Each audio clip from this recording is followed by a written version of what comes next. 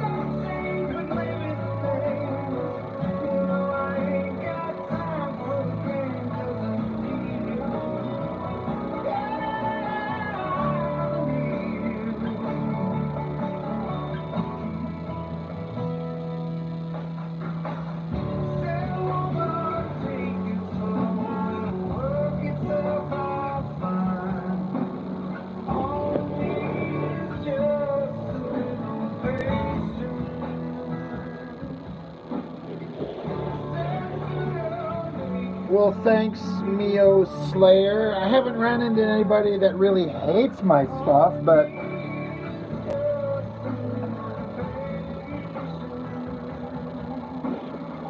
always a first time.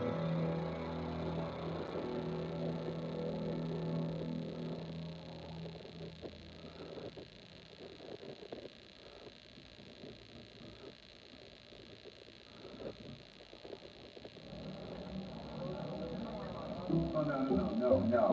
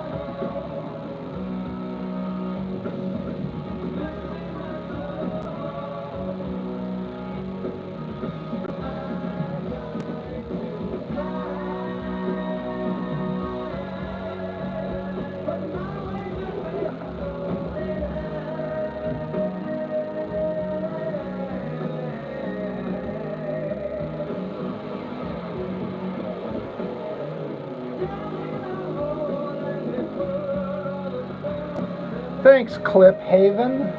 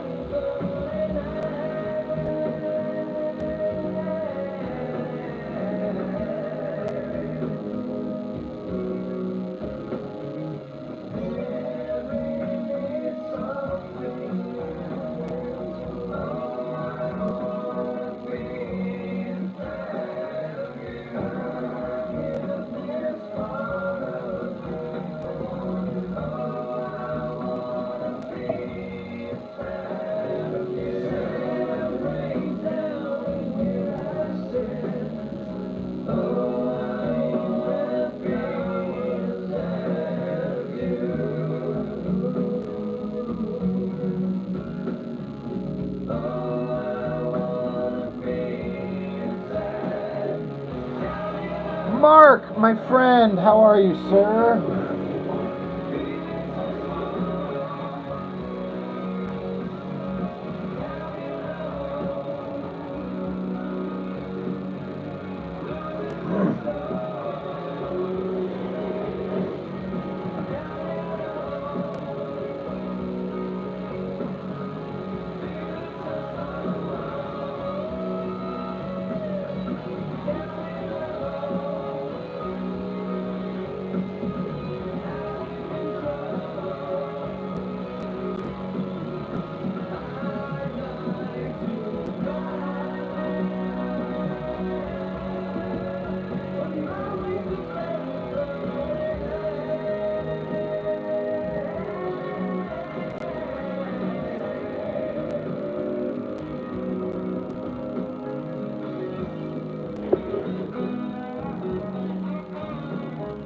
Yeah, I remember you talking about that, man.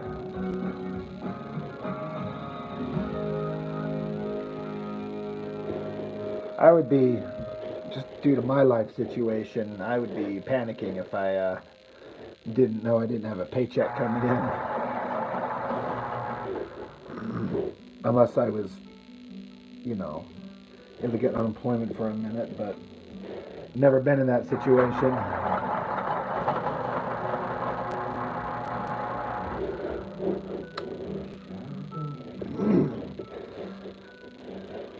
But I'm doing well, Mark. Just same old shit.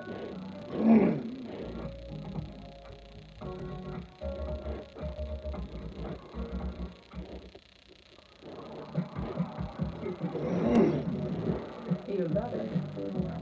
Get out there. Not a TV studio. Josh, turn these lights out. No kids, no women, cheap taste, childlessness is easy. That's fair, man.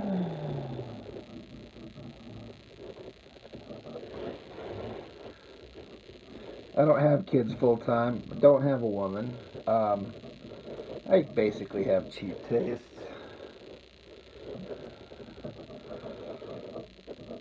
I do have bills I gotta pay. But yeah, man, like enjoy it while you can. I would, like you're doing, just kind of run with it in the moment and do what you can while you can.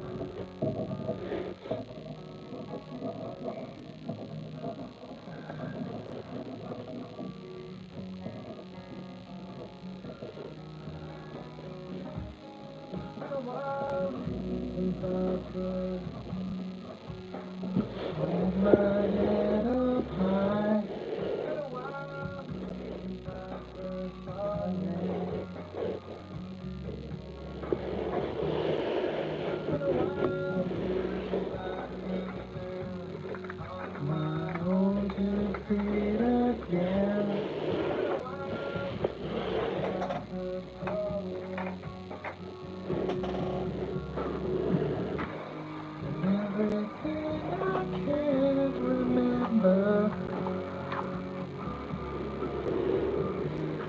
your go-to poverty meal is rice and canned sardines, barf, my man, barf.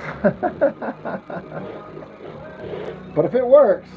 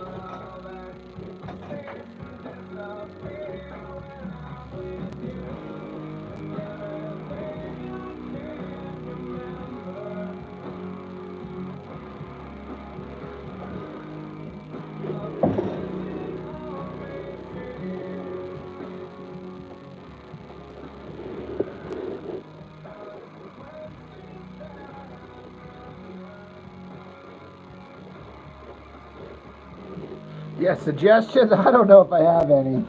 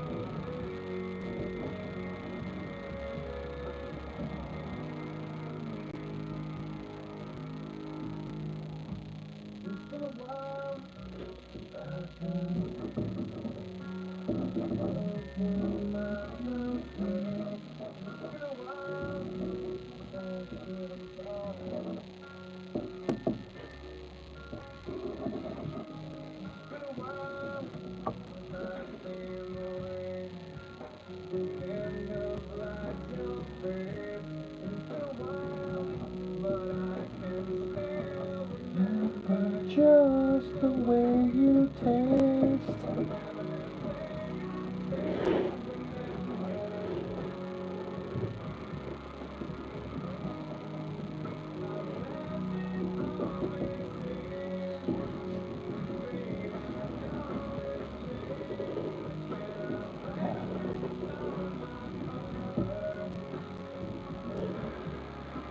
J Deep, man, it's been a minute.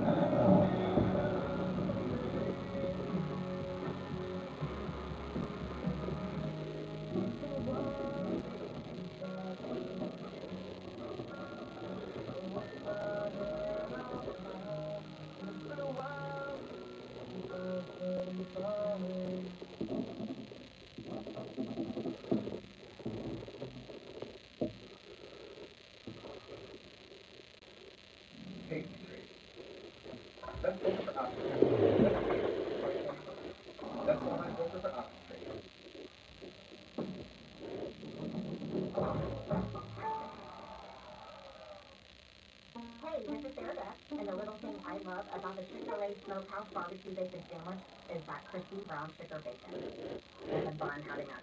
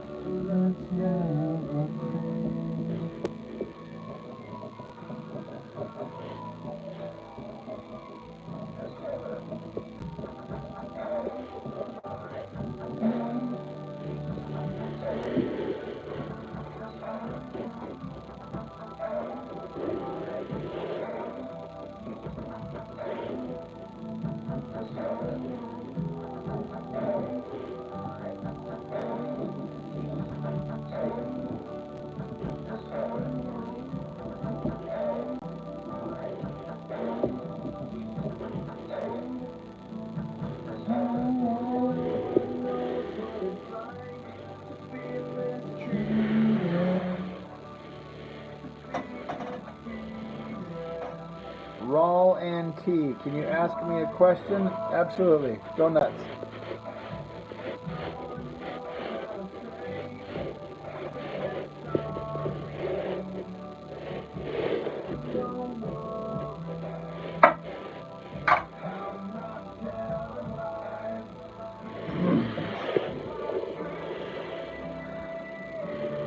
How do I know how to make the different panels?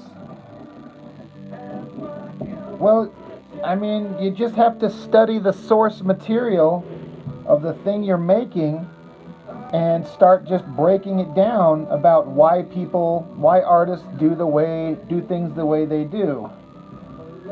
And with comics, there's an infinite number of ways to tell a story. Different panels, multiple panels, single pages.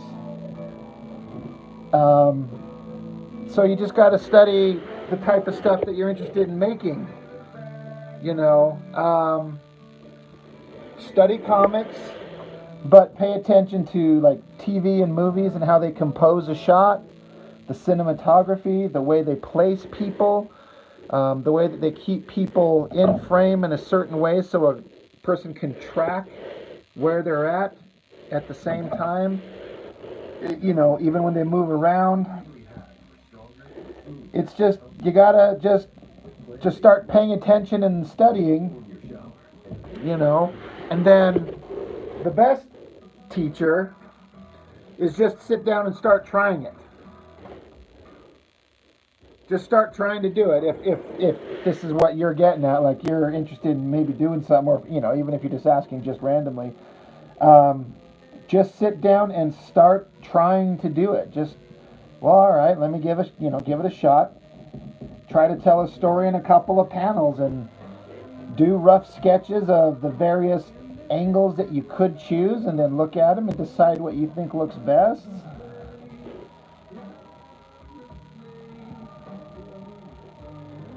And it's just a lot of practice.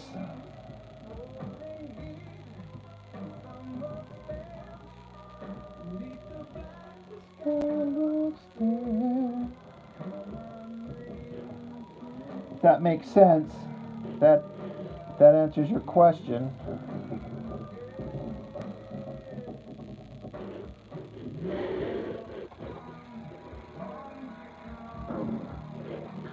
Well, it's not easy, and I'm always in a state of constantly doubting myself and realizing I could have done better, more interesting panel choices. And I look at artists that I admire and I see the cool stuff that they did, and I'm like, well, why didn't I do that? Well, it's because I'm not as skilled as them, or I'm not the secret genius that they are. But maybe if I'm lucky, my stuff works a little bit on its own. But ultimately, again, if you want to do it, you just got to sit down and do it. And just try and make a thing. Just do it.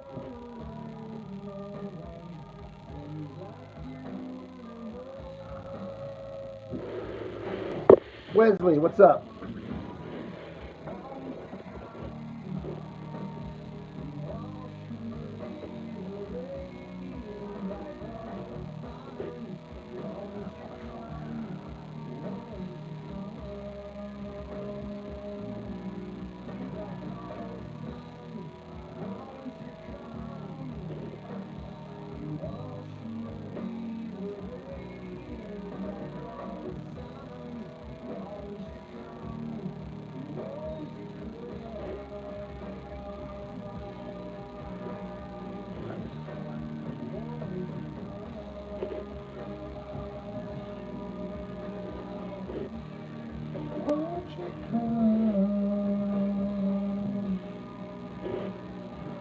But yeah, if I make it look easy, thank you. That's a big compliment.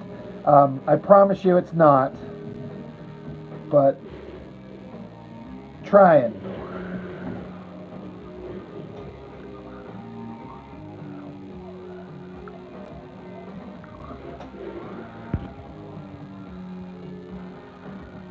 I never draw anything with the intention of it being colored, but the type of stuff I do could always be colored later. But I never draw something with the intention of, like, I'm going to have this colored, so I'm going to draw a certain way.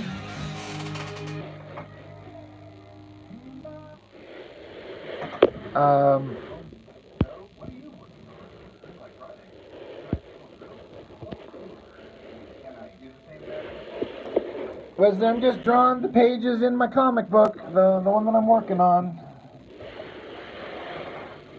Commercials. Fuck off with your commercials.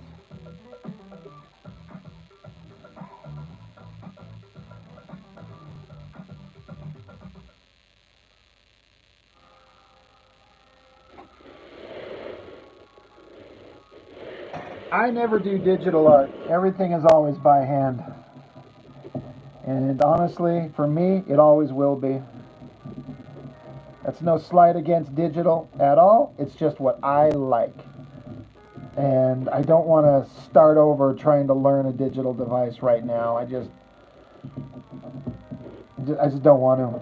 I want to draw on paper. I want to have original artwork in hand.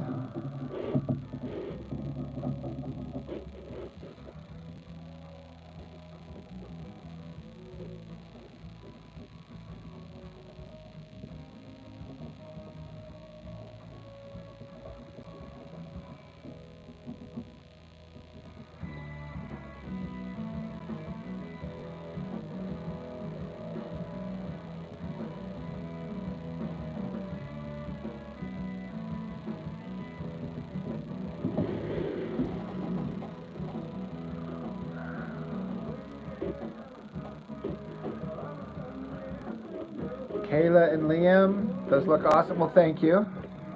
Wesley started drawing at 6 years old. See, I was way later in life. I was like an early teenager before I started drawing, so I've always felt like I'm behind.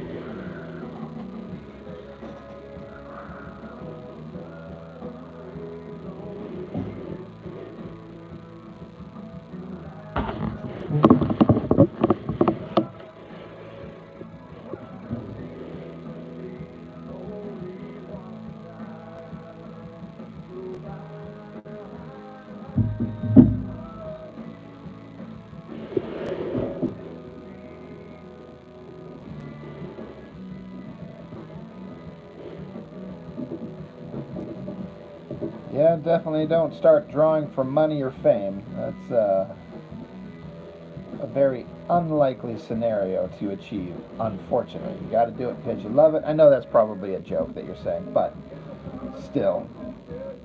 You better do your art because you have to do it, not because it's a means to an end.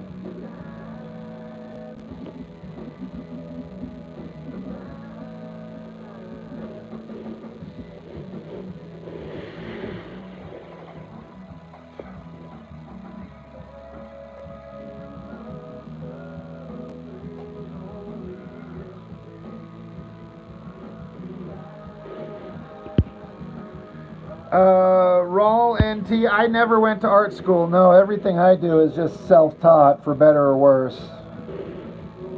Just sit down and draw, and then draw some more, and then keep drawing and try to get better.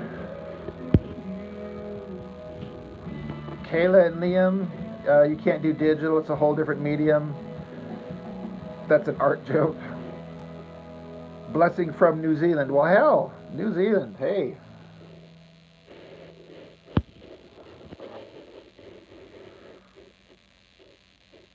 Everyone was mean to you in art school? That sucks. That's the last place people should be mean to a person, is in art school, of all places.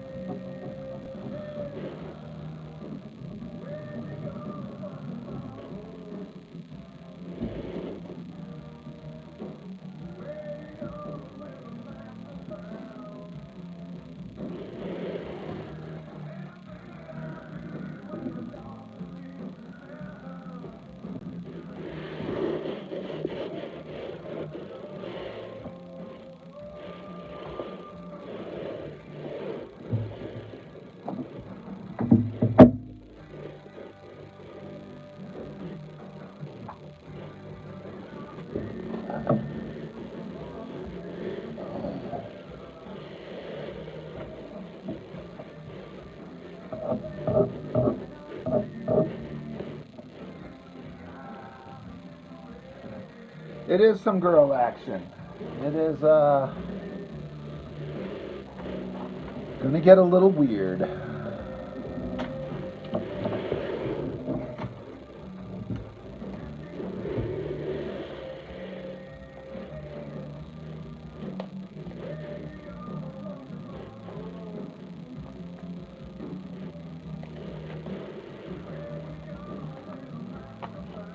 I need to draw an X-Men book. I would love that. Marvel will never, ever hire me, but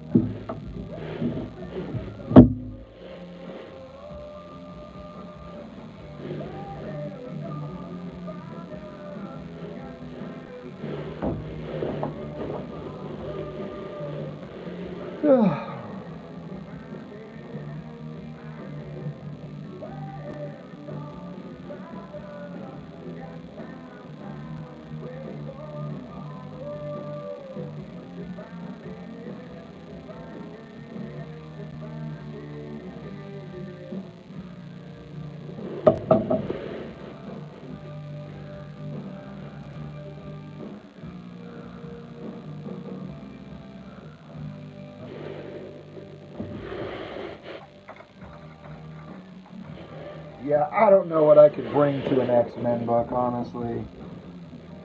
I don't recognize the characters anymore. Sometimes you have to age out of it.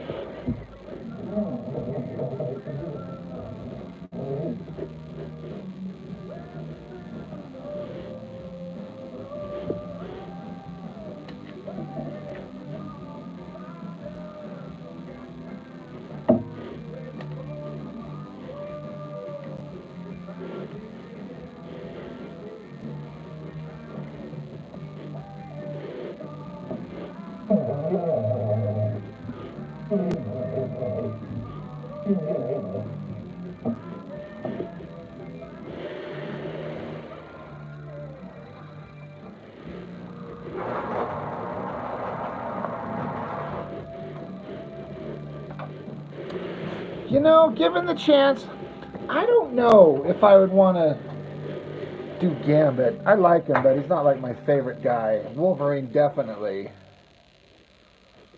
I'm trying to think if I could do a Wolverine book.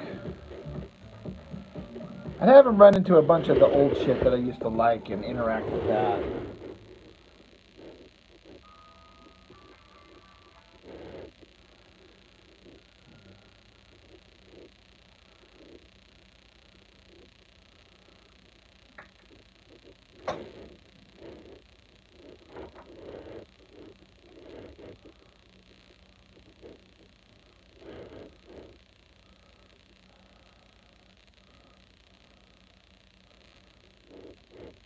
I do like John Byrne. How can anyone not?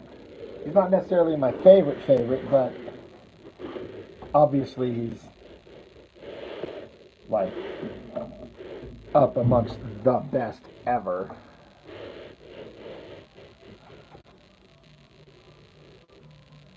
Yeah, early Silvestri Wolverine is tops. 100%.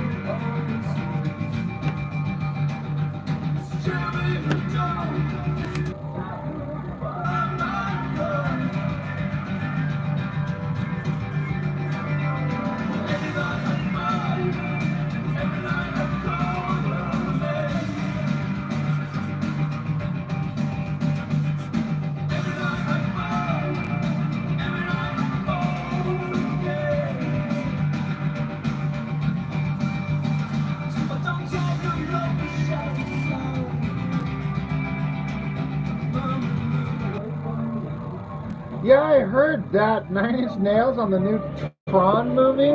I saw that trailer and some people were freaking out about how awesome it looks, but I'm just like, I guess we'll see. I mean, I don't know.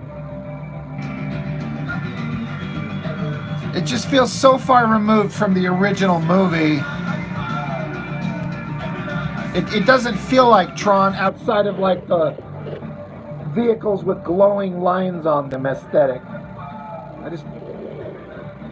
I don't know. We'll see.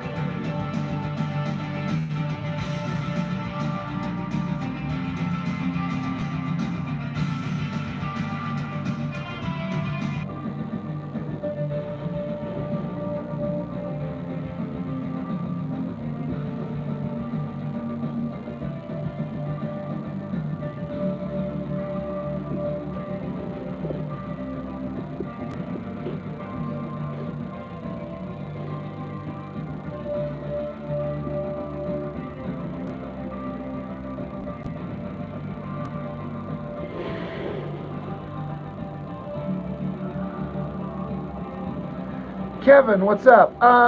Ken, did I like Tron Legacy? No. I didn't hate it. And there were parts about it that were kind of cool. And it kept flirting with interesting ideas that almost made it awesome. But here's my problem.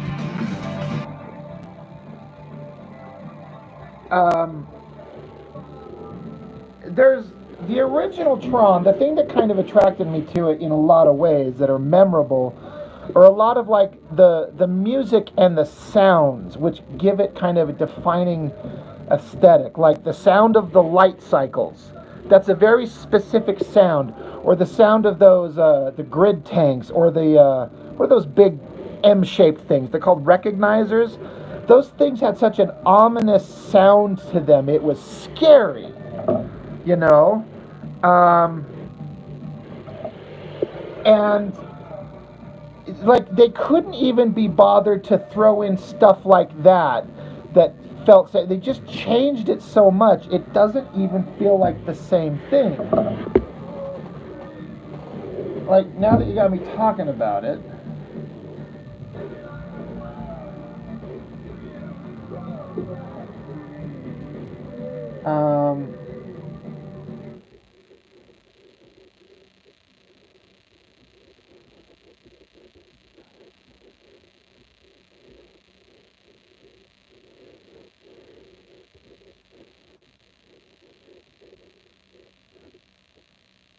Hello, your TV is ready now.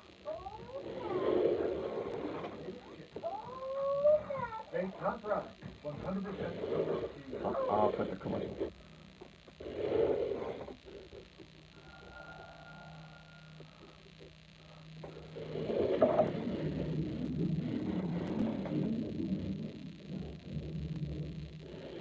Sounds awful. I had this page I found, yeah. Stupid. Yeah, like the sound effects of this thing.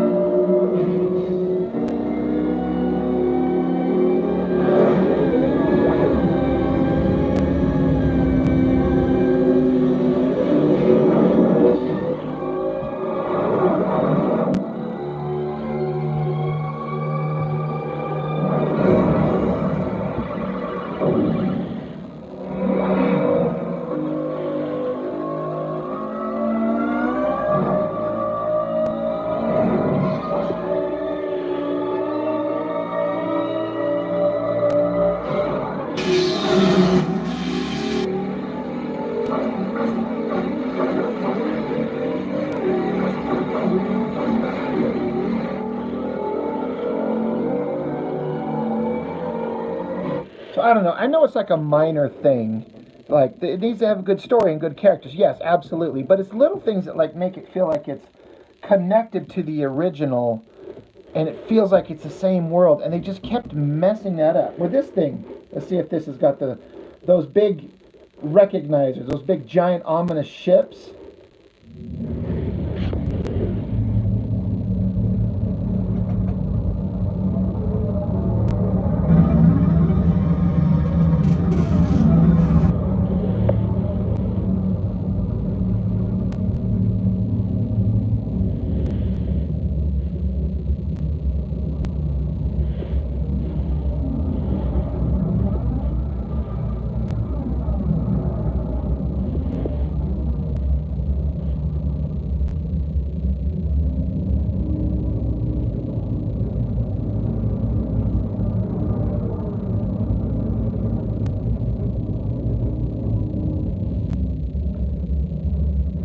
And then yeah, the fact that it didn't even give enough attention to the character of Tron, like the guy the movie's named after.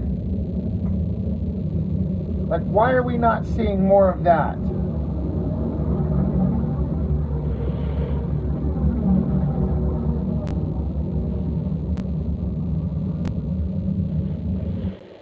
Big news from Sonic. New Junior Chicken Sandwiches. That's not the news. Including honey chipotle.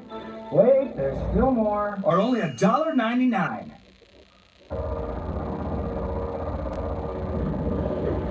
Yeah, like the A-Team, how do you not play that song? How do you not do that?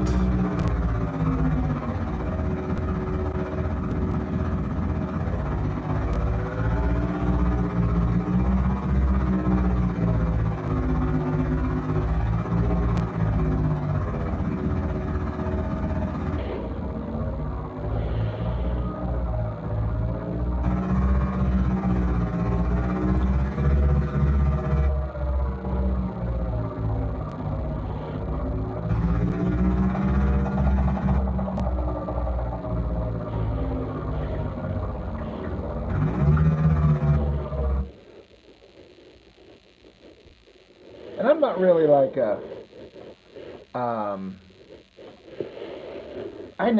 I barely even heard of Daft Punk. I still don't get the appeal. But the music that they did in that, I did appreciate. I don't get what everyone lost their minds over Daft Punk. Like, I don't get it. If somebody could explain to me why they're so awesome, I do not get it. And I know, I get it. Like, some music's not for everybody, but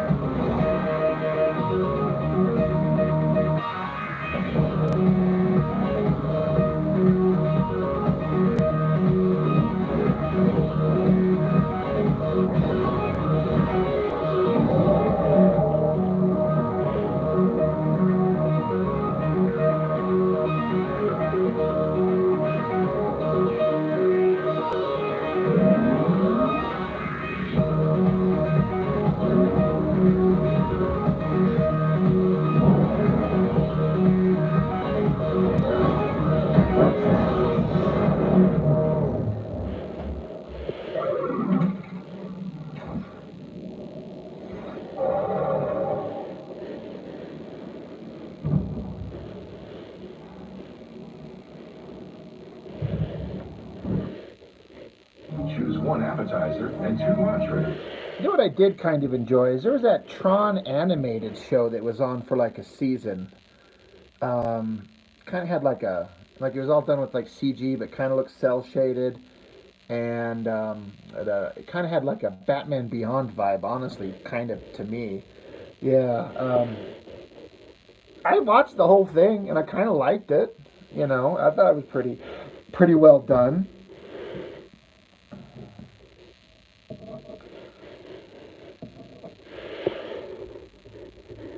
Applebee's 2 for 25 with new sizzling skillets. Weight loss. For so long, I thought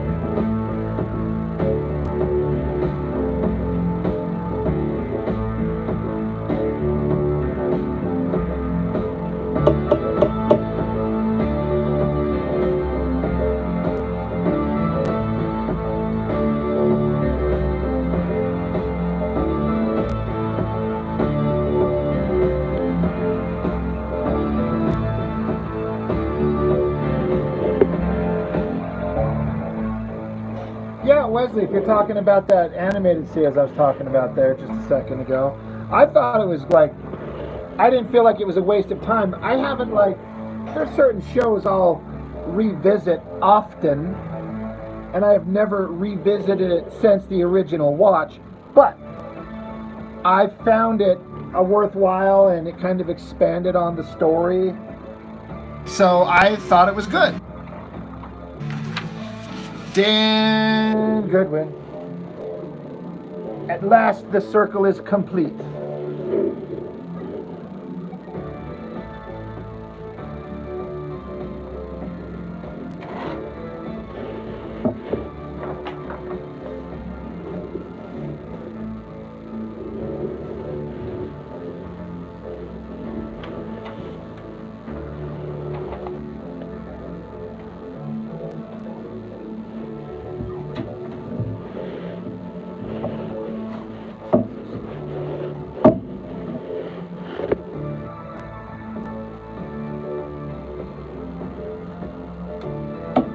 Dan Goodwin, the guy who's in the running for hardest working man in indie comics.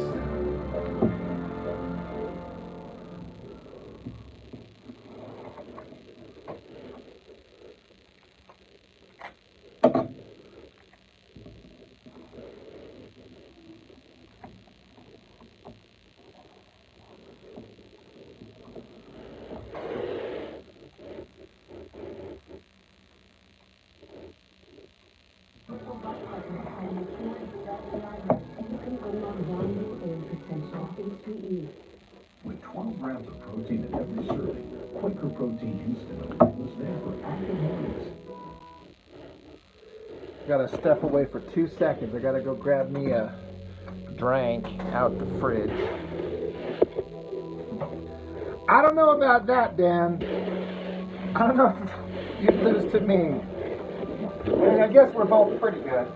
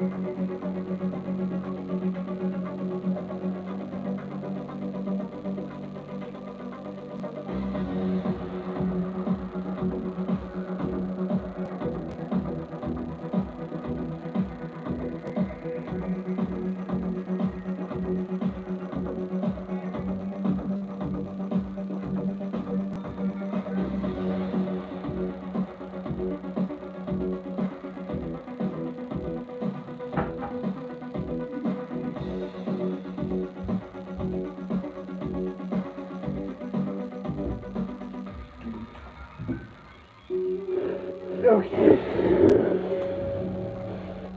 Everyone can relax. I have returned.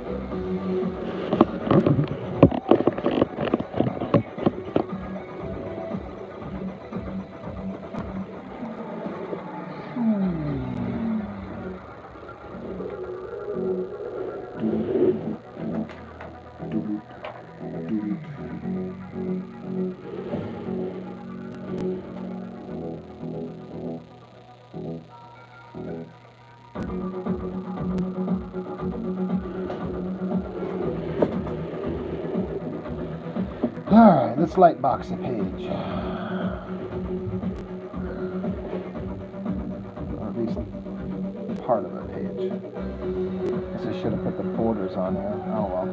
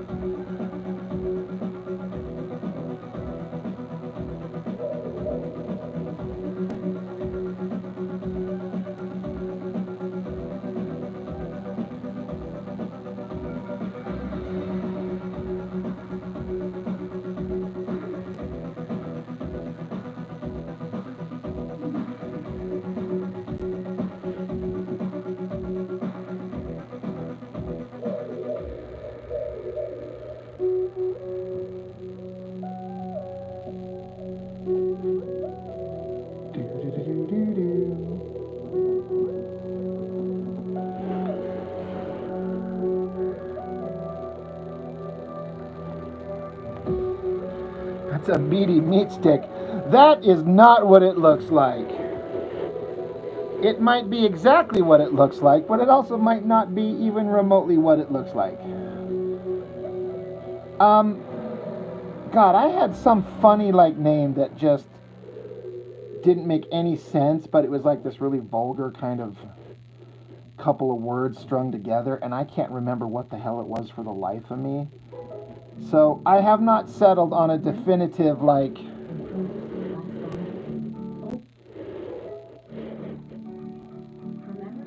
you know, snap into a slim, whoa.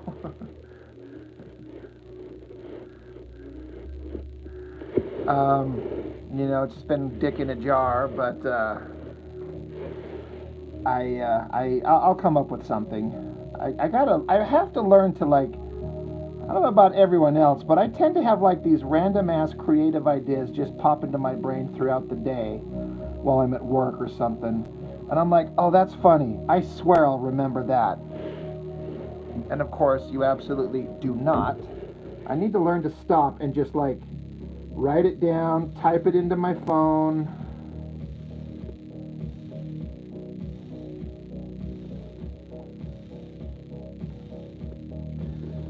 Something.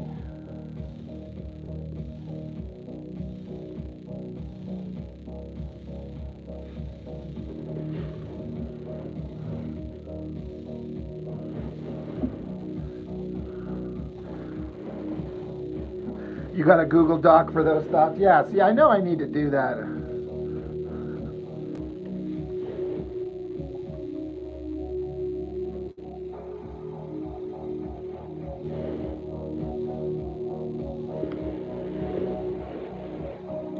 But I guess I'm open to suggestions.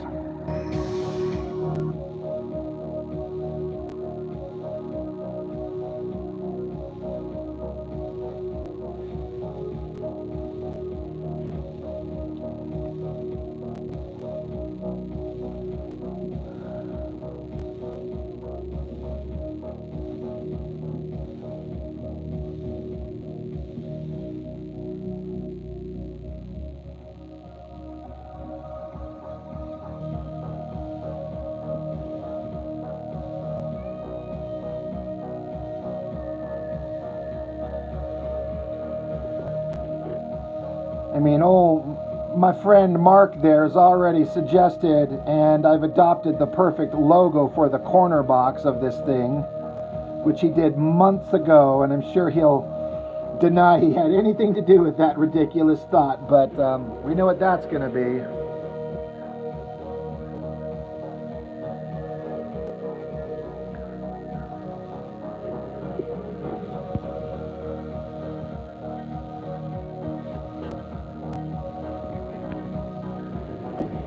The Dick Brigade.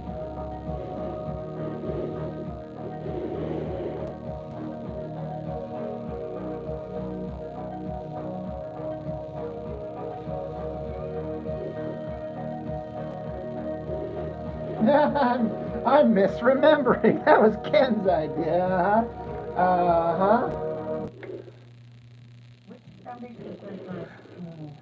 Come on, Mark. It was one of the funniest ideas I've ever heard, and I instantly had to steal it.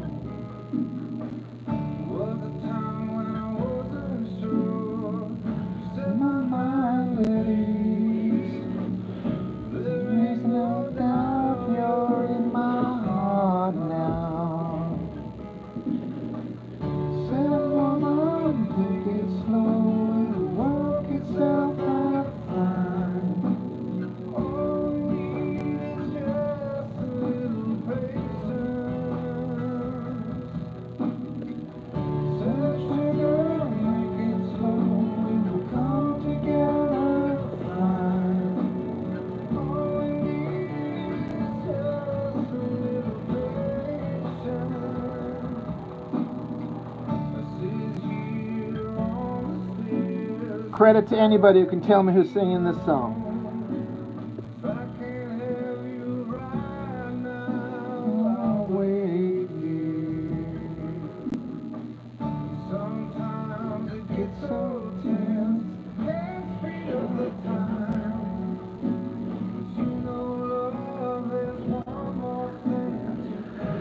Yeah, I just barely heard this version of the song for the first time yesterday. My sister suggested it to me. Definitely, it's never going to be as good as the original. I'm all about the original, but I like me some Chris Cornell covers. I have discovered.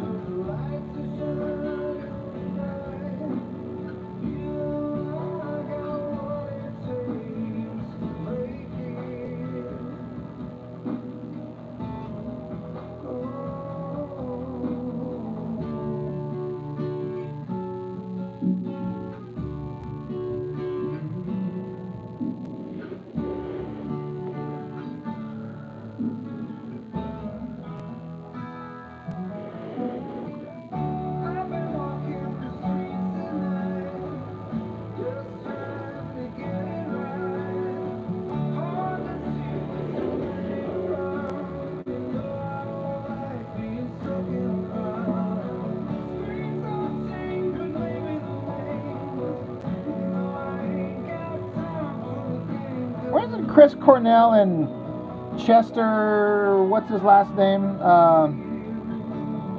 Linkin Park guy, like close friends? Because they both removed themselves from the census in not too far apart. That sucks.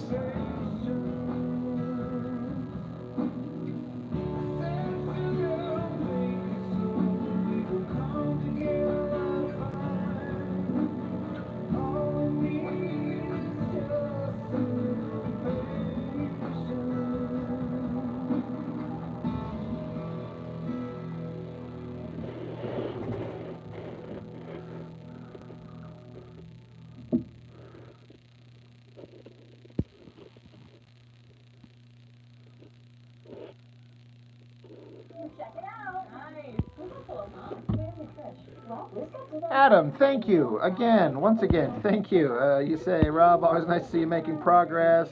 Always been loving the regular videos and always never know what you're going to cover next, but I always dig. Well, thank you, thank you, thank you. Adam Brooks.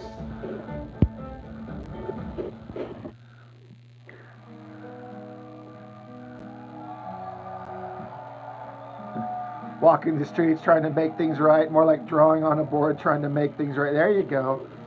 Yeah, what is she holding? It's a sandworm. Is all. I promise.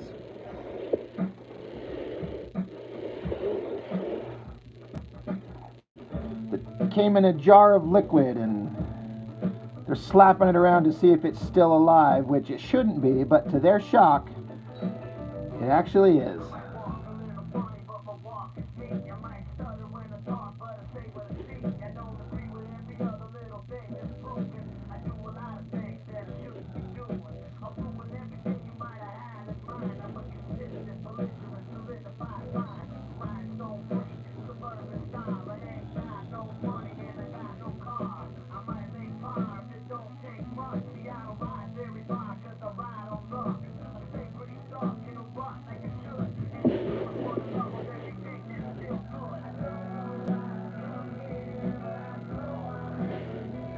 Yeah, he's holding the microphone, that's for sure.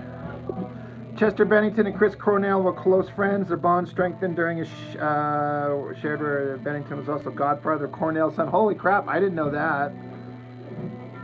Yeah, sandworm navigating some dry surfaces. See? But they slap it around, and for some reason it comes awake, and, well, you probably don't want to see what happens next. Or maybe you do. This is where the comic goes into absolutely ridiculous territory.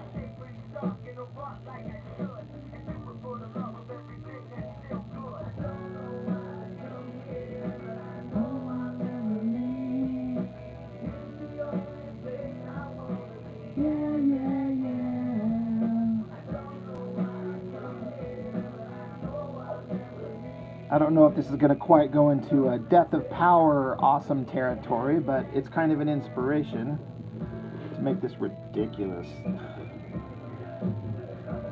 Y'all know where it's going.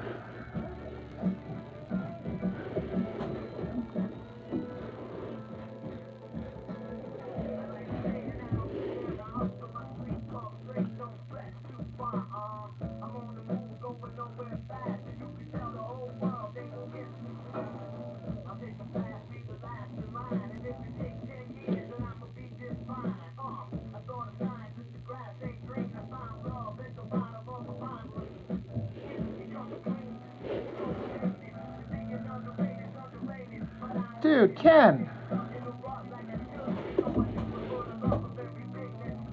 I don't know what to say, dude.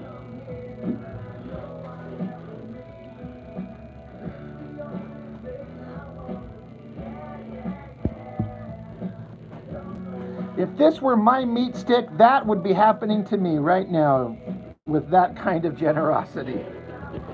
Yes, I'm going to make it awkward.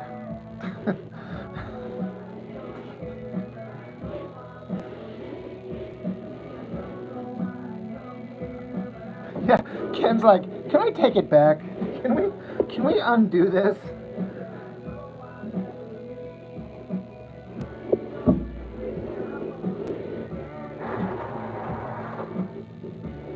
Yeah, right. But seriously, Ken, thank you. That is extremely generous. Thank you very, very much. I shall endeavor to make a appropriately, disgustingly disturbing book.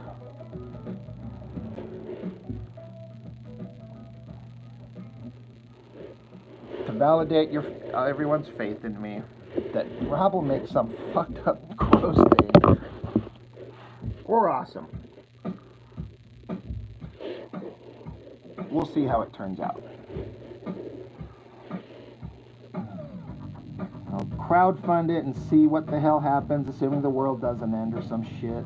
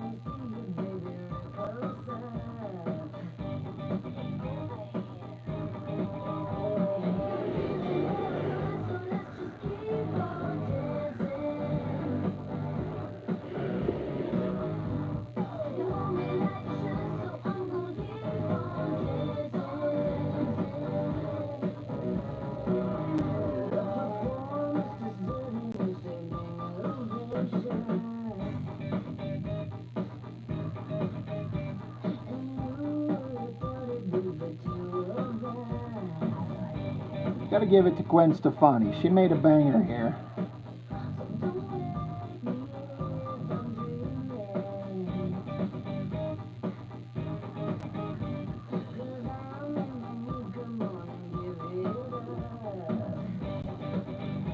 Speaking of banger, Gwen Stefani.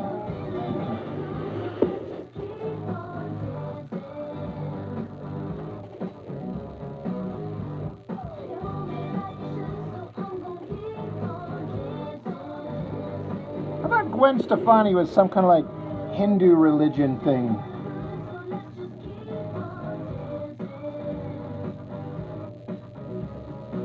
I thought she kind of went weirdo for a while.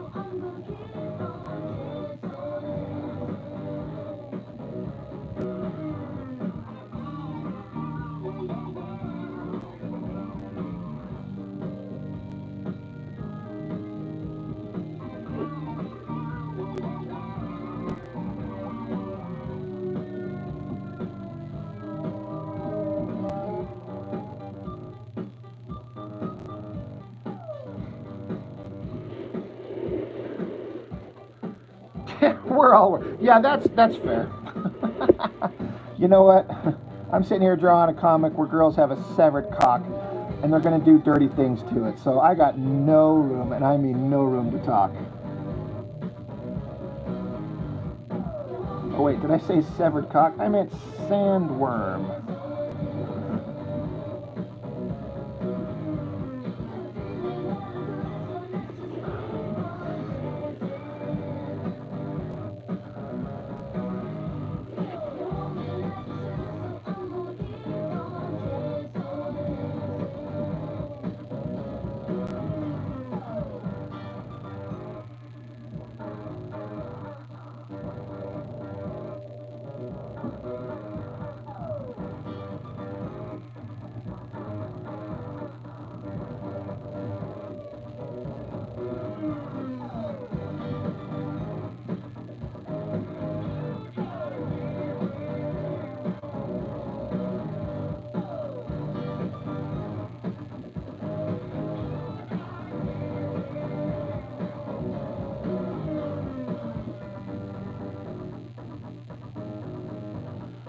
Yeah, Gwen Stefani, she could get it.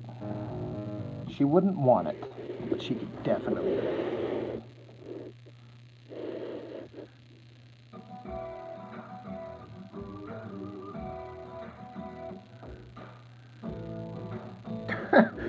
Right, Mark? That's what I was saying.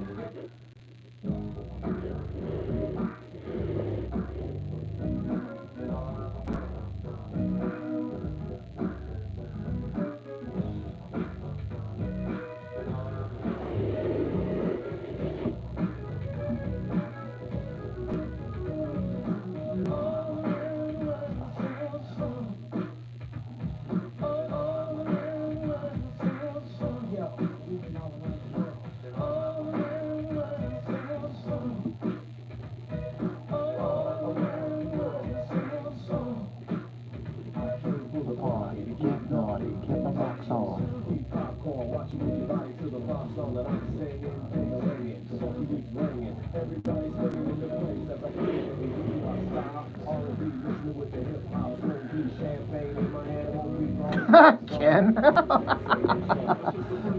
Boom, roasted.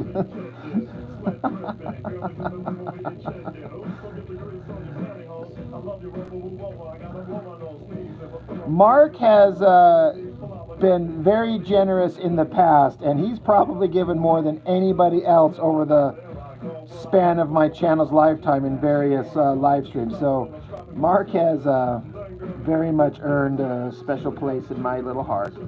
You know, the same one that's holding this meat stick over here.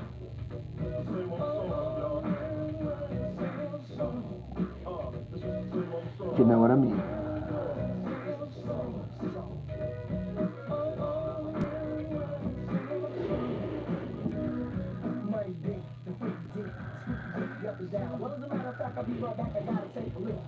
Mark is independently awesome. To be fair, everyone is here, but back and open, it's the same old song, just more short, the same freckles and hat, drinking the same Ford. Hypothetical, political, lyrical, miracle whip, just like butter. My rhymes are legit, cause I'm a Humpty, not Humpty Dumpty, but Humpty Hump. You're a hump, they're a hump, everywhere Humpty Hump. Shut up and just listen, now this is no way wrong, but to me it's just the same old song, so just watch, cause my name is Shock, I like to rock and you can't stop this. Tupac, go ahead and rock. Now I clown around when I hang around with the underground. I was ignorant for years. I didn't know that Tupac was in Digital Underground, but to be fair, I don't know shit about hip hop and shit like that, so.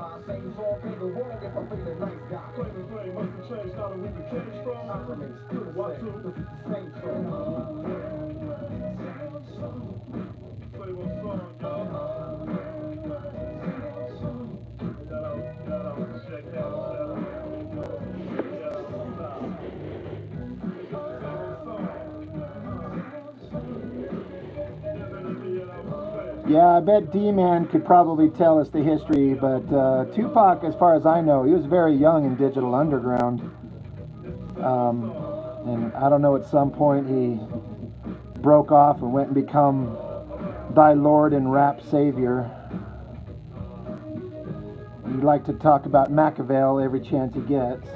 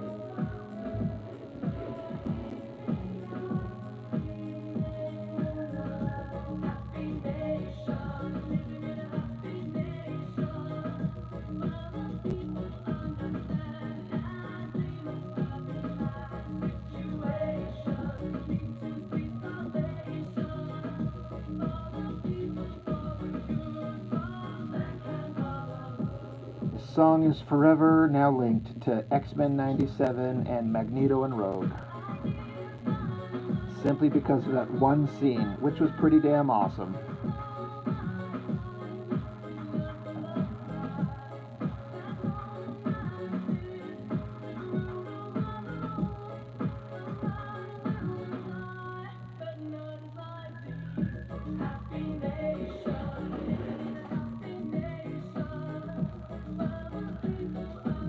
This is Ace of Base.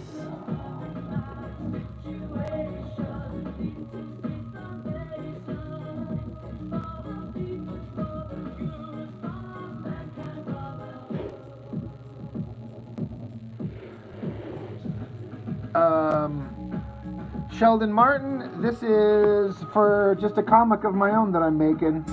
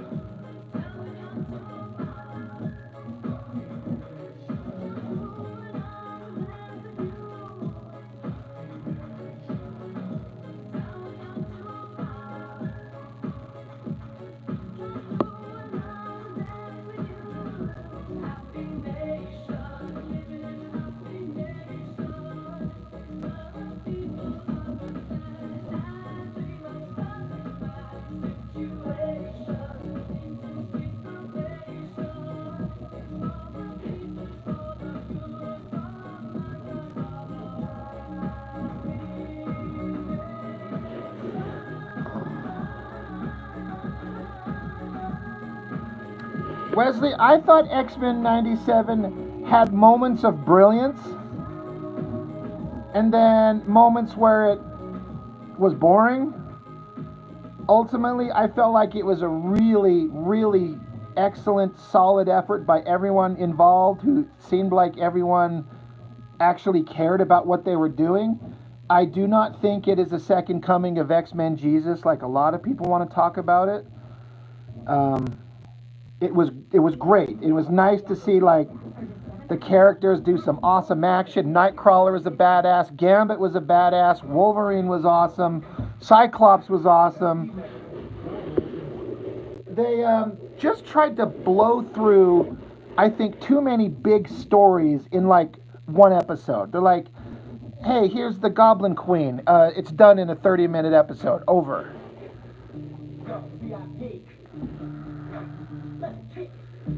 So, I don't think it was perfect, but considering some of the shit that's come out and how much effort they tried, I was like, you know what? Well done.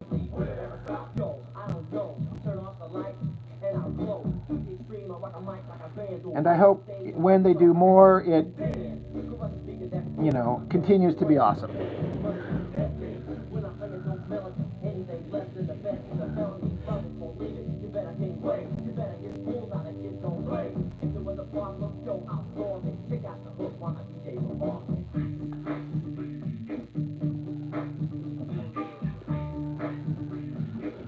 But yeah, that show had the defining Gambit moment. Like, everyone likes the Channing Tatum one in Deadpool, and I did too.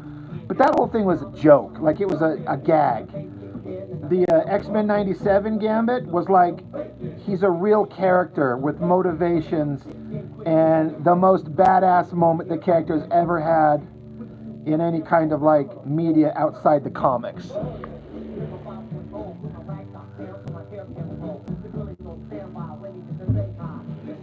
I mean, I remember watching it with my roommate. She don't know shit about X-Men, but even she got kind of emotional in that episode 5 with Gambit. She's like, I don't even know who this is. But I'm like,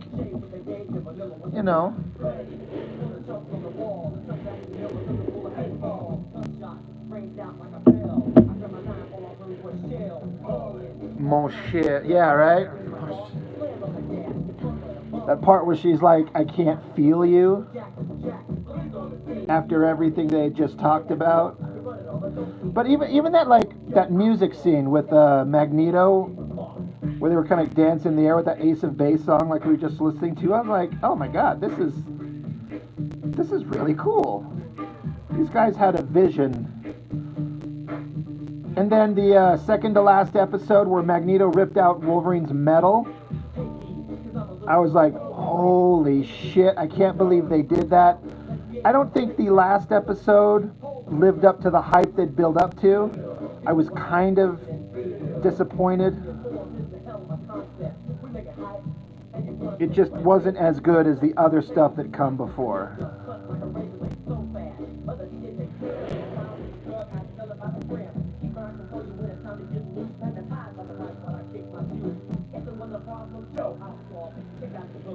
Yeah, you wouldn't think an Ace of Base song would work, but I'd never heard that song before. That was my first time hearing that. I'm like, this is a badass song. Who did this? Oh, it's like 3 decades old. I don't know fucking shit about nothing. But, like, it worked. It shouldn't have worked, but it did.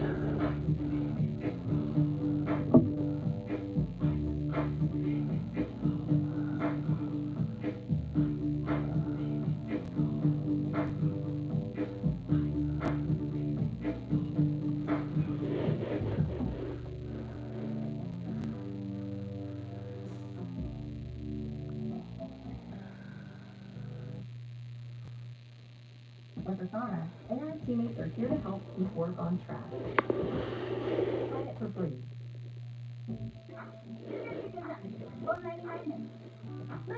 Shut up with the motherfucking commercials.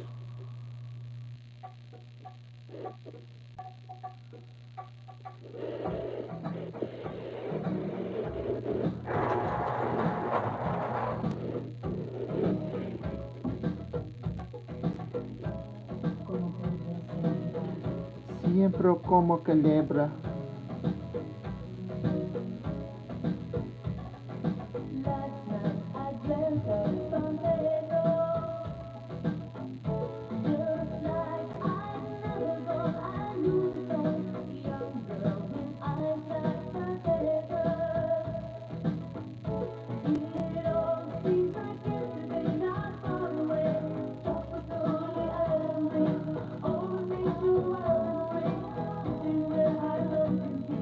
La isla bonita, and when the sun will rain, the sun will sing so high, ring through my ears and sing my Spanish lullaby.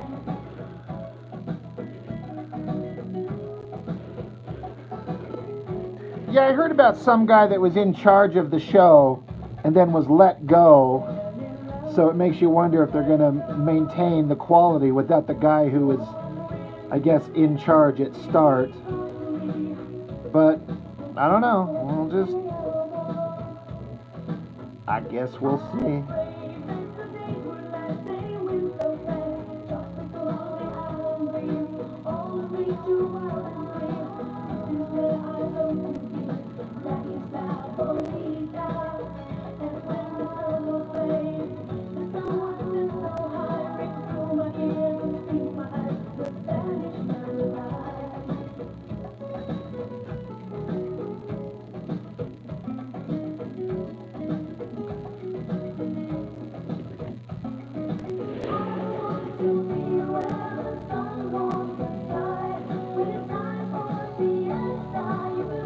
See you, Wesley. Thank you, sir.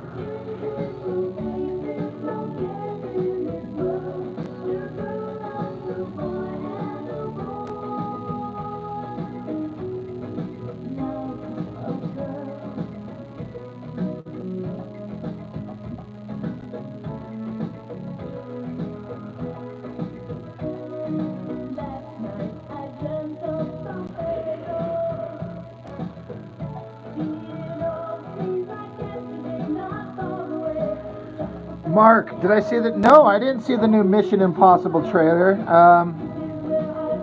I missed that. I kind of tuned out on the Mission Impossible. I'm like, how far can this keep going? I didn't even see the last one. Everyone was going nuts over the Tron thing, so.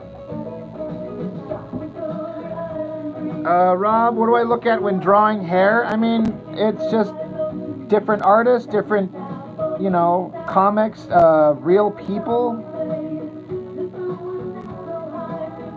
Like this girl with the braids, I actually stole this from a friend of mine. It's like an exaggerated version of what she did. But I saw her wearing her hair like this, and I was like, oh, well, isn't that something? She's like, don't make it weird, Rob. I'm like, too late. It's weird. We're there.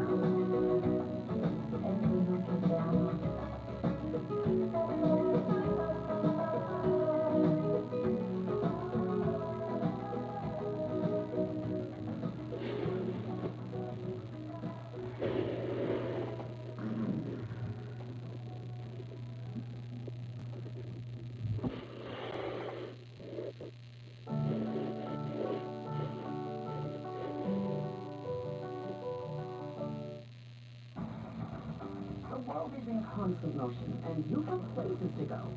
Enterprise has more than... Get him really close. Aw, super kawaii. Oh, this much. All girls are be like this. Two times been around that track, so we got to go have this like that. 'Cause ain't no holler back girl, ain't no holler back girl. Two times been around that track, so we got to go have this like that. 'Cause ain't no holler back girl, ain't no holler back girl.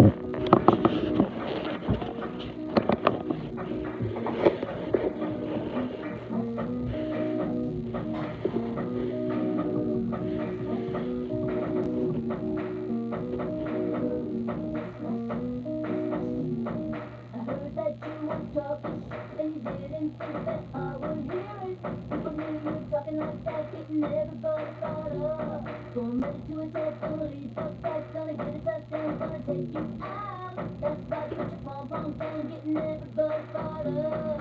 Few times been around that track, so it's not gonna happen like that, 'cause there ain't no holler back, girl, ain't no holler back, girl. Few times been around that track, so it's not gonna happen like that, 'cause there ain't no holler back, girl, ain't no holler back,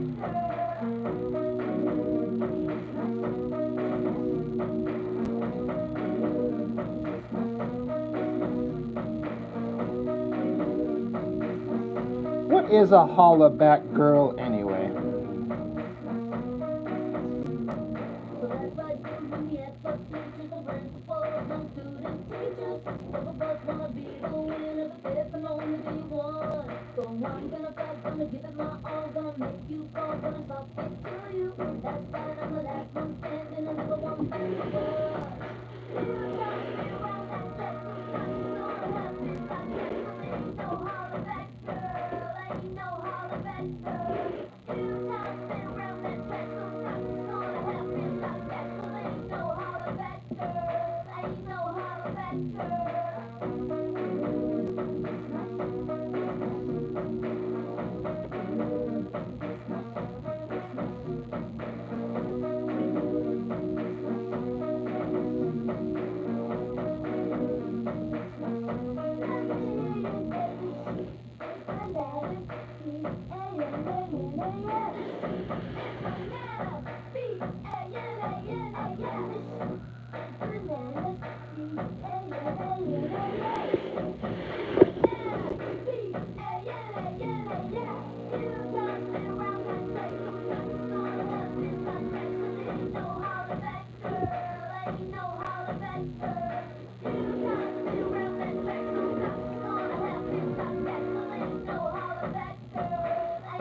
You might call it a horror comic, because the shit they do, or they're about to do, excuse me.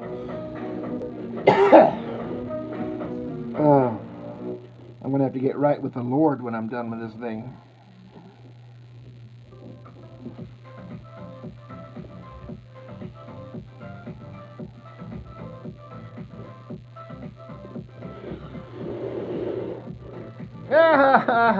Mark.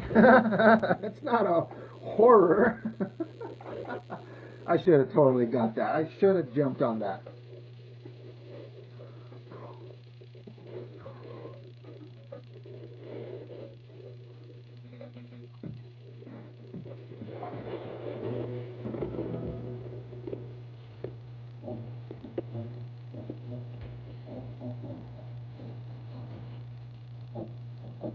Everyone sing along.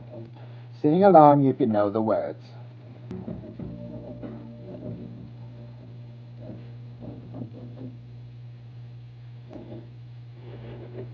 This is the song I just wrote. Sing along if you know the words. Anybody watch Boondocks back when it used to be on? I never did, but holy crap, have I started watching some of the best moments of Uncle Ruckus, and holy shit, is that the funniest stuff I've ever seen in my life. Like, I keep wanting to quote him, but then I also don't want to get fired or in trouble for quoting that messed up shit that he says.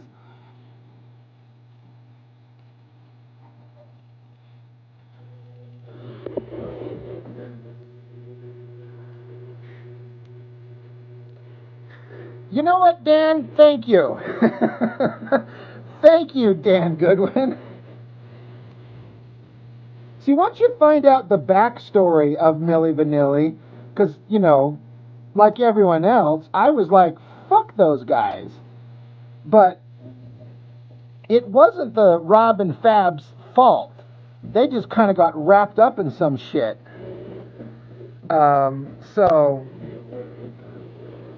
Mark, how long does a single page take me? If I sit down and be able to focus on it in one sitting, I could do a page a day.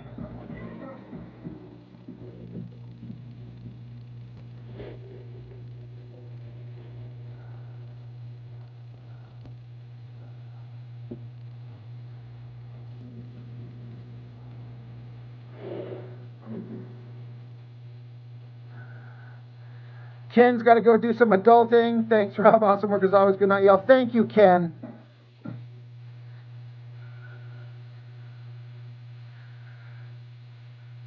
You know, Mark, 8 hours? I mean, I would say at most. I guess, like anything else, it depends on the complexity, you know. But the way that I do my stuff, I bet that I could do it in a lot shorter span than, 5, 6 hours. I could probably do it rather than 8. But it depends on how much shit there is to draw.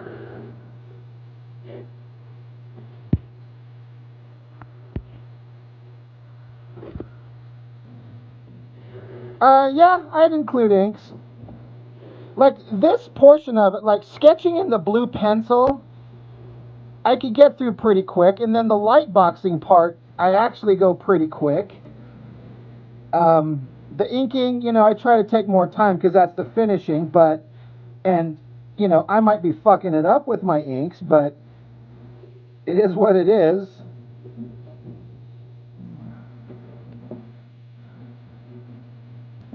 I feel like I could probably maintain a page-a-day schedule if for some reason Marvel hired me to do that X-Men book. That'll never happen, but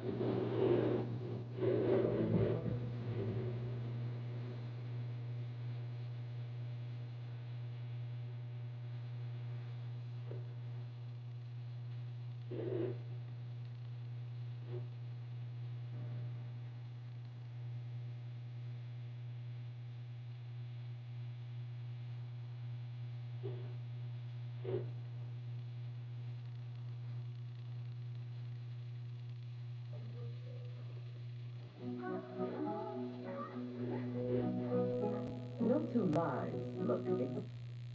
So what are you doing back? Well, I stepped back and thought about the things we used to do. It really meant a lot to me. Really a lot. I remember.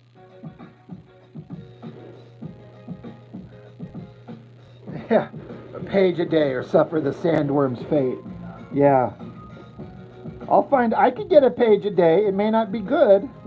If the threat is they're going to cut my dick off, I will find a way to produce something. I'll be like Jay Lee back in his Namor days when he was doing like 6 pages a day.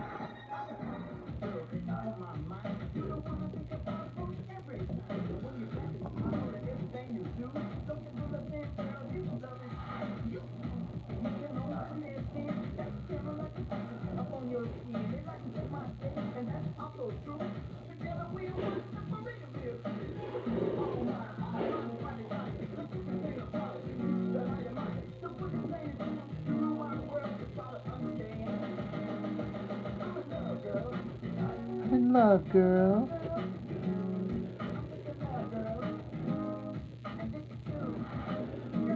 No, it's true.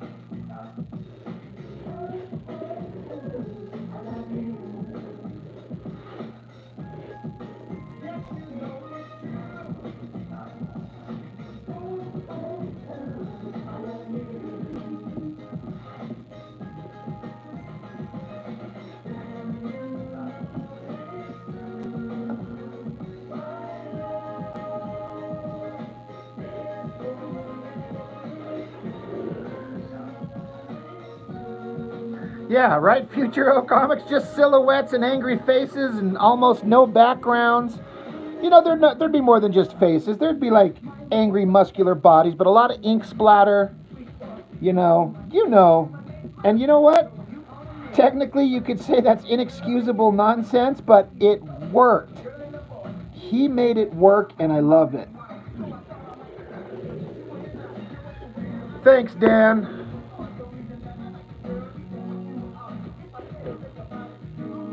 And hot babes. Yeah, Jay Lee used to draw some of the hottest babes in comics, man. Like, he'd draw these incredible faces, long hair. Ooh, ooh, ooh.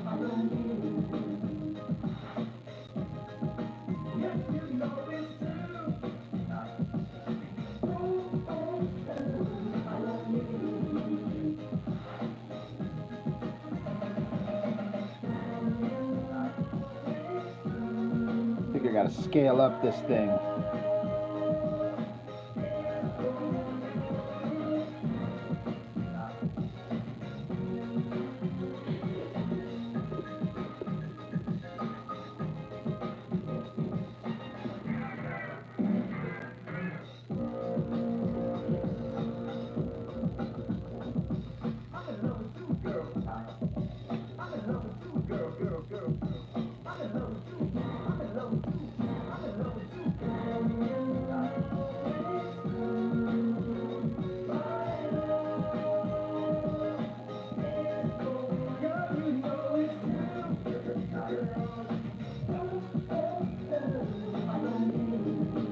I'll detail this one off panel elsewhere.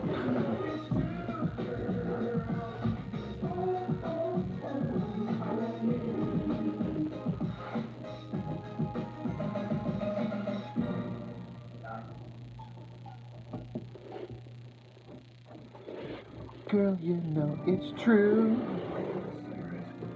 Ooh, ooh, ooh, I faked out you.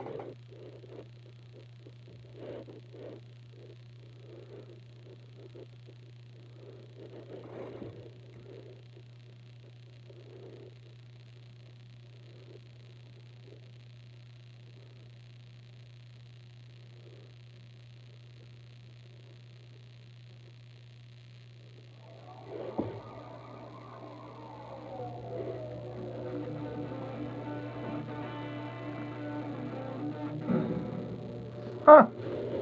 Kevin's there looking out for us all.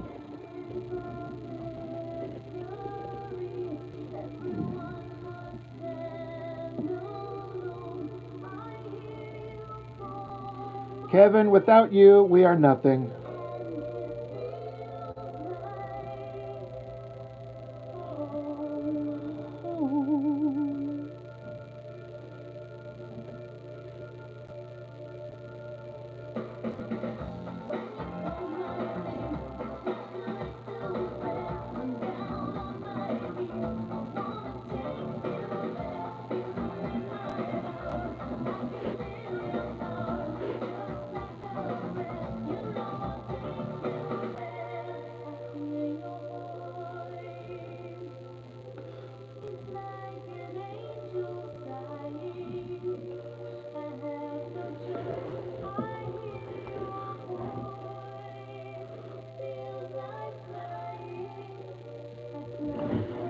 Of course, I'm not exactly doing a lot in the way of backgrounds on this page, but I'll add those after the fact. But it's still going to be simple. I'm going to Jay Lee it.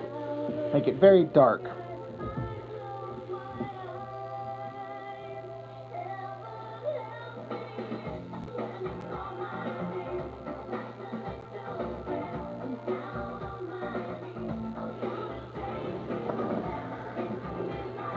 I'm going to pull a J, all right. Oh, you mean a Jay Lee? Oh, I totally misread that.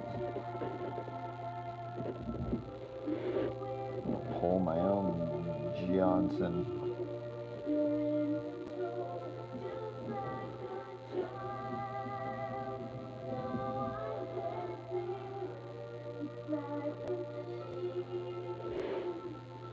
No end and no beginning.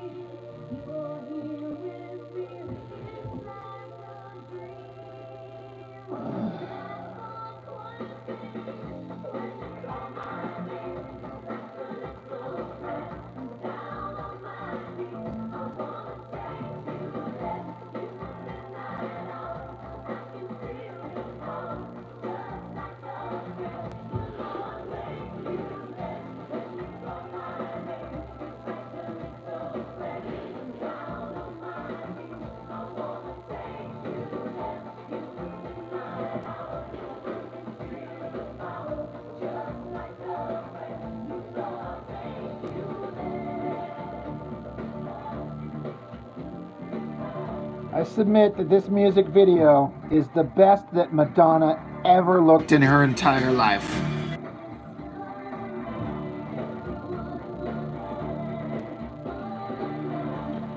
And the brunette hair was a big part of it.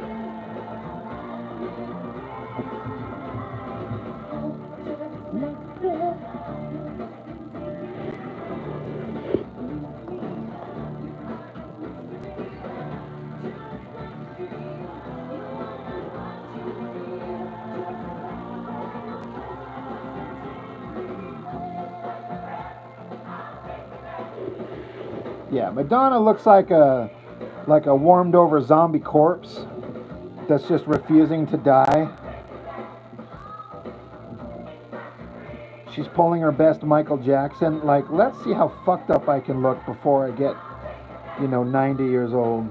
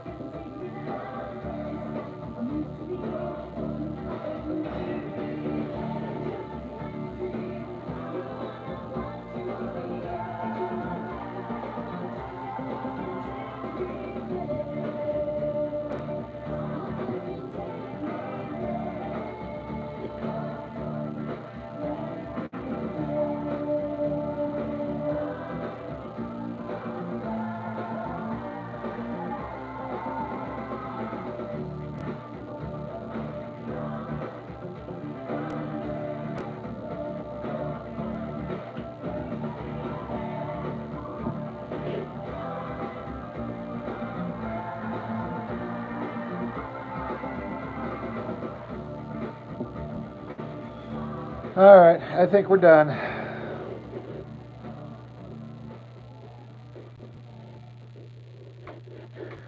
Kevin, you were, sorry, shutting this off. Kid, you were learning the language of comics. You'd be so confused, like you have pink, yellow, and green skies. I thought it was all meant to be literal. Yeah. I've got a comic review coming up that's a old Rob Liefeld story from Marvel Comics Presents, where they focused on the Beast character, where Liefeld and Jay Lee both drew pages in this story. It's a weird combination. But I make a point to focus on how the coloring was incredible. It looked so good. You know what? Before I shut it down, I could even bust it out and show you. I'm gonna bust all over all of you. On, off.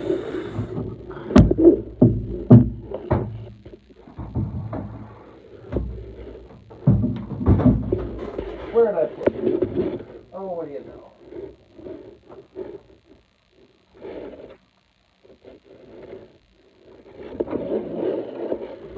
Speaking of coloring,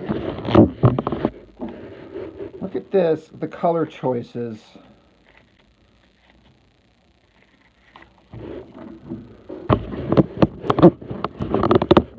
Center this shit.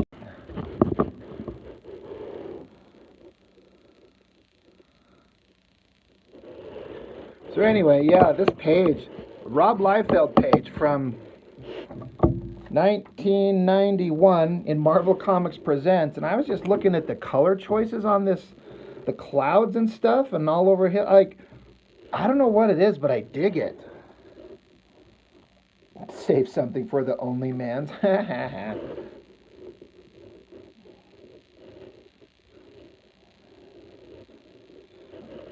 But yeah, I thought there was something really neat going on here, and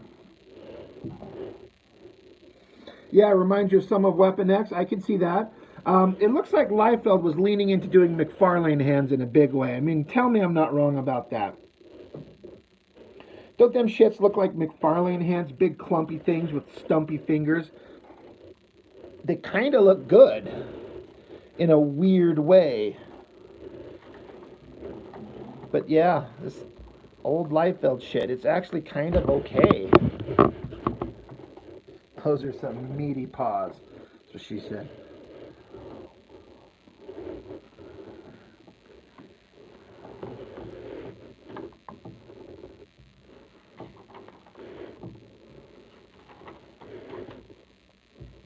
Let's see. That's into that chapter. But oh wait, God, you know what else was awesome? Look at this backup, like unused cover by Sam Keith for the Weapon X shit. That looks so good. Yeah, Mark, you're totally right. But I'm looking like I'm gonna like put this on my scanner and get a real high resolution scan of this thing.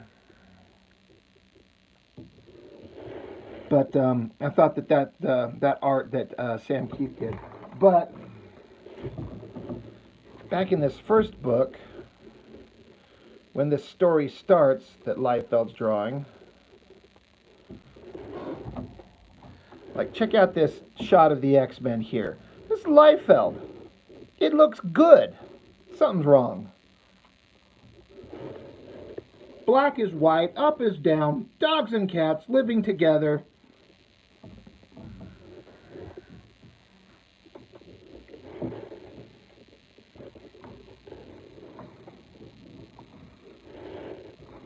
And then there's this awesome double page spread.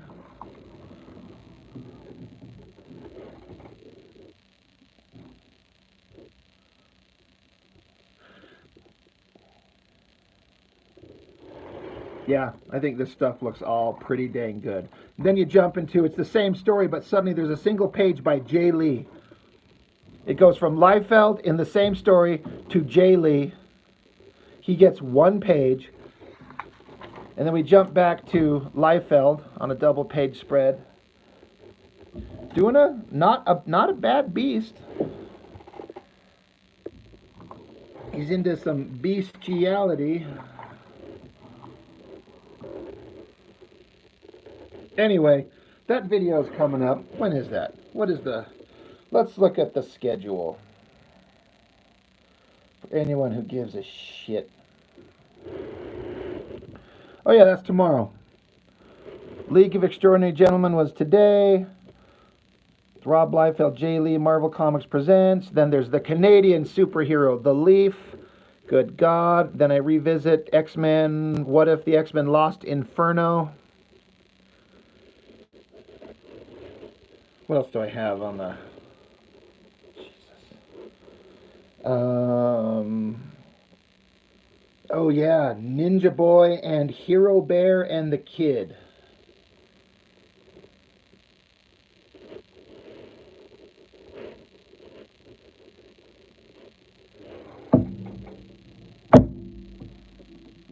No, I don't think he used ghost drawers. I think he used to try when he was younger, and I think inkers saved his ass a lot. In fact, Chuck Gibson kind of validated that, because Chuck got to sit next to Scott Williams. And Scott Williams inked Rob Liefeld on that What If Wolverine Was an Agent of S.H.I.E.L.D. That's Scott Williams inks. And Chuck said that Scott Williams was telling him that Liefeld's pencils were so loose and rough that he had to like fill it in and tighten it up to make it make sense. He said there was a scene where Wolverine's sitting in a chair, but Liefeld didn't even draw the chair. So Scott Williams had to add that. So the reason that book looks so damn good is because Scott Williams inked it. But that combination of the two of them looked fantastic. In fact, I've got that shit right here.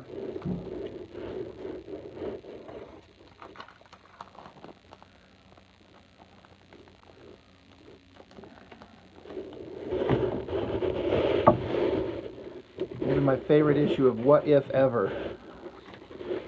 But yeah, Jim Valentino, pencils, inspiration, pencils, Valentino script and layouts, Liefeld pencils, Scott Williams on inks. And this shit looks good. They're making a Youngblood artist edition. It's coming out. In fact, I got to pay for it. It's supposed to be released next month.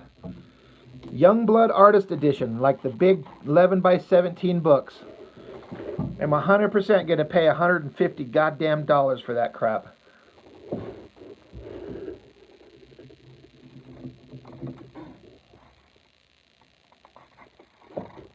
That wrinkled page effect looks good.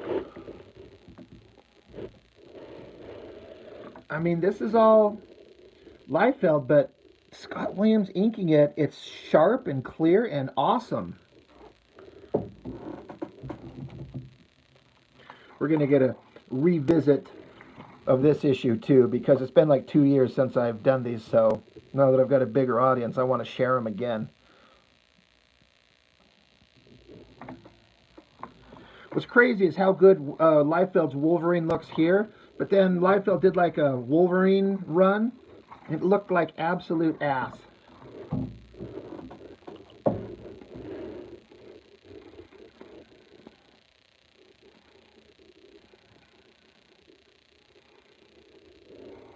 Look at that proper Nick Fury, not Samuel Jackson. Don't get me wrong, I like Samuel Jackson, and I like the Ultimate Universe version of Nick Fury, but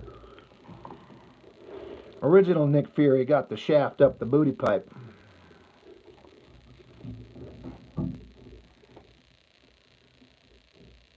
You can see Liefeld coming through in that Wolverine face there, leering. Yeah, you're not wrong.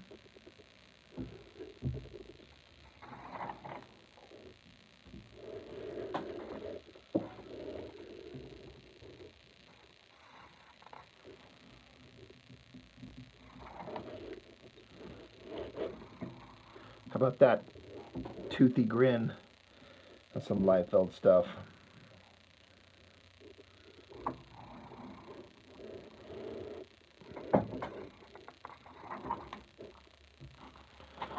But anyway, it's a pretty damn good book. It's one of the few what-if issues where the alternate history, where Wolverine doesn't join the X-Men, but he joins and ends up running S.H.I.E.L.D. after Nick Fury dies, that this universe, this world actually becomes a better place because of Wolverine's place running S.H.I.E.L.D., as opposed to the apocalyptic nightmares that happen in so many of these what-if books. So, it's good stuff. All right, it's 10. I got to bounce. It's been 2 hours. Oh my god. Oh my god.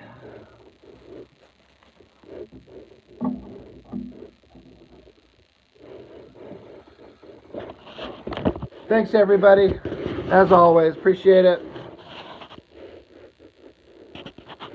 Catch you all on the flippity floppity floop.